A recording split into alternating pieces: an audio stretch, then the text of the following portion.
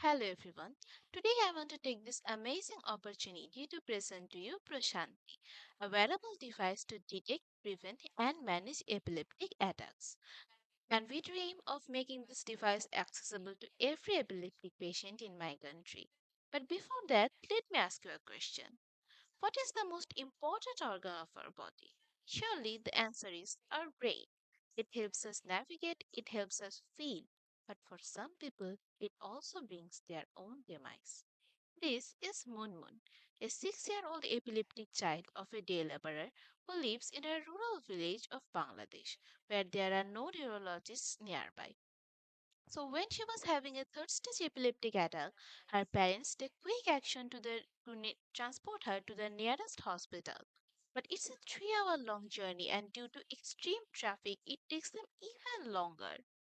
And when they reach the hospital, they have already lost their dear daughter to the attack. This grave incident is a rather common occurrence in Bangladesh. But what is epilepsy? Epilepsy is a neurological condition that creates repeated seizures due to abnormal electrical outbursts in brain, causing the person to fall and shake uncontrollably, and in case of fatal cases, it can even cause death or life-threatening attacks. Study shows there are around 1.7 million epileptic patients in Bangladesh, which is close to the number of people we lost in Liberation War, but there are less than one neurologist per million people. So, due to this severe scarcity, 70% of the epileptic patients don't even receive proper treatment. And the existing treatment are also very expensive, costing up to 50,000 to 20,000 BDT or 150 USD per year. And because of poor medicine supply chain, they can't ensure proper medicine and treatment in every corner of Bangladesh, especially in rural or remote areas. There are no available medicines. These medicines also have a lot of harmful side effects like blood disorders, liver damage, toxicity, clinical depression, and so on. So it's high time we build a solution for this. I'm Aujeya Medha, an undergraduate student of mechanical engineering at Bangladesh University of Engineering and Technology, and a student affiliate member of IMEKI. Today I want to share with you Proshanti, which means peace or relief in Bangla. Proshanti detects the onset of an epileptic seizure using various sensors and then works on preventing and managing the attack through neurostimulations. Think of it like a typewriter that edits and reshapes your neural patterns at the moment of crisis. How does this work? Like this. Well, not really, but close. Using different sensors, it monitors your brain and neural activity, then uses the data to detect any oncoming seizures. These sensors are like a stethoscope for your brain. Here are some of the sample sensors we aim to use, which are electroencephalogram, heart rate variation, electrodermal activity sensors. Let me explain how each of these sensors work. Your brain communicates with each neuron using electrical signals. Sensors record these electrical signals, and instead of measuring a single neuron, it measures the sum electrical activity. Because the signals are very weak, it is amplified up to 10,000 times, and then the sensor creates a graph of the electrical signals received and then compares that with your normal brainwave patterns to detect abnormality. And in case of heart rate variation, to measure your heart rate, it records the tiny electrical signal produced by your heart and then creates a graph measuring the peak values and exact times and then comparing that with your normal heart rate to detect abnormality. Then it works on preventing and managing the attack through transcranial magnetic stimulation, transcranial electric stimulation, transcranial vagus nerve stimulation. Let me explain how each of these work. In transcranial magnetic stimulation, a large coil is held against your scalp, which creates rapid magnetic pulse through the cerebral cortex of your brain, which temporarily quiets the seizure area. In case of transcranial electric stimulation, electrodes are placed on the scalp, which creates electrical current, which is very low level, say microampere level, This is why it's very safe and it blocks the seizure pathway.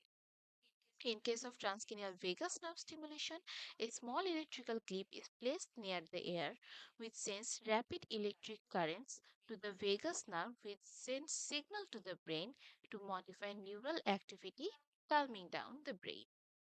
You might wonder what is the efficiency of this detection and prevention techniques. So here is a performance analysis for you. Study shows these sensor-based detection techniques have an accuracy of 85 to 98%. A study by Mystic et al.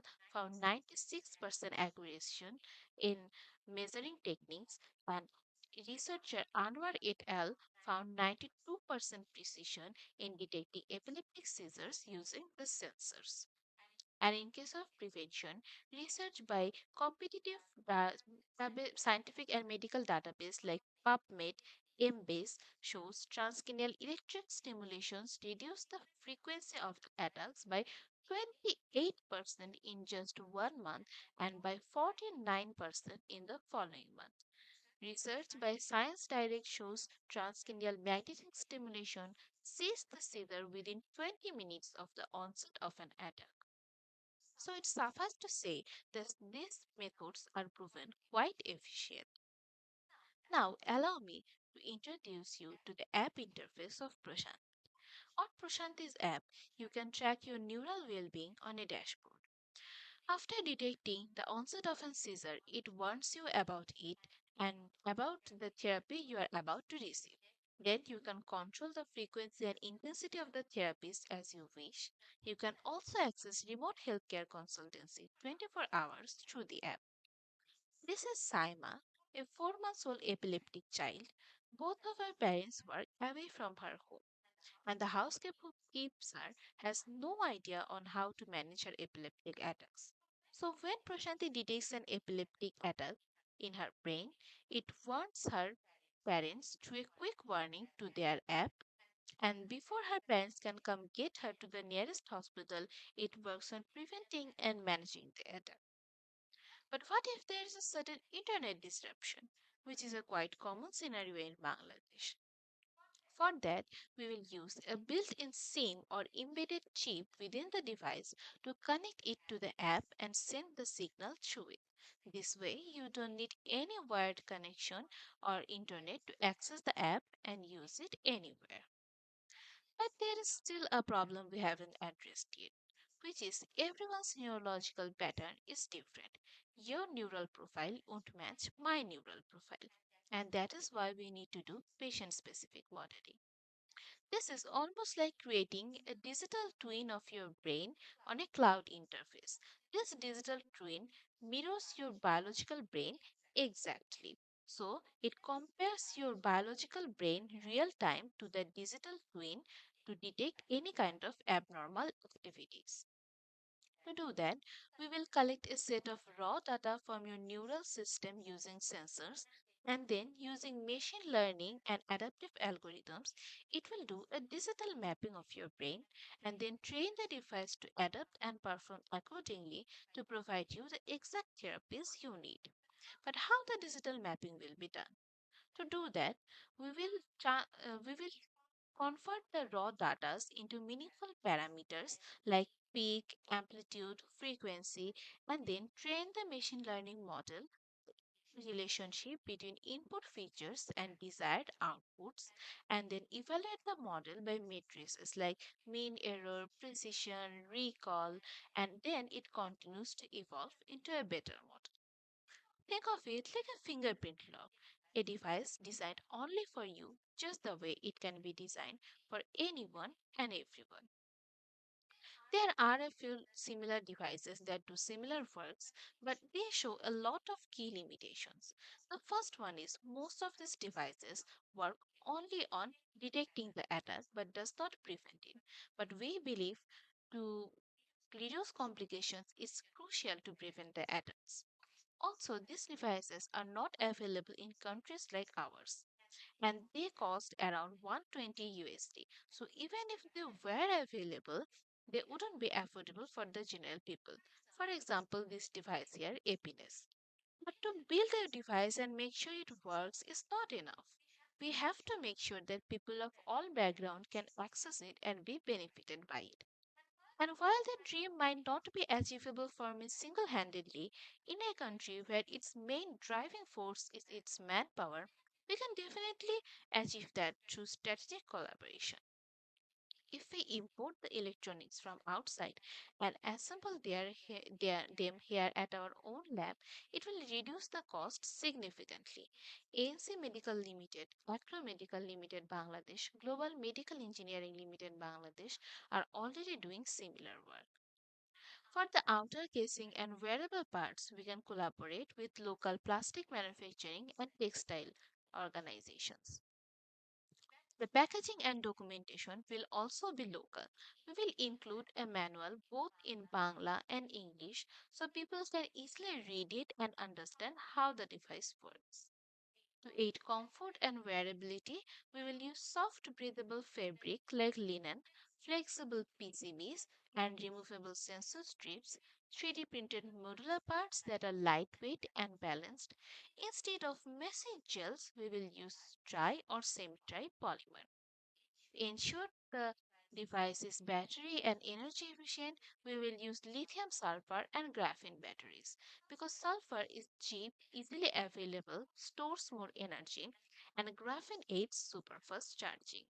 We will also add energy harvesting, which means reusing the thermal heat from body or work generated by mechanical movement.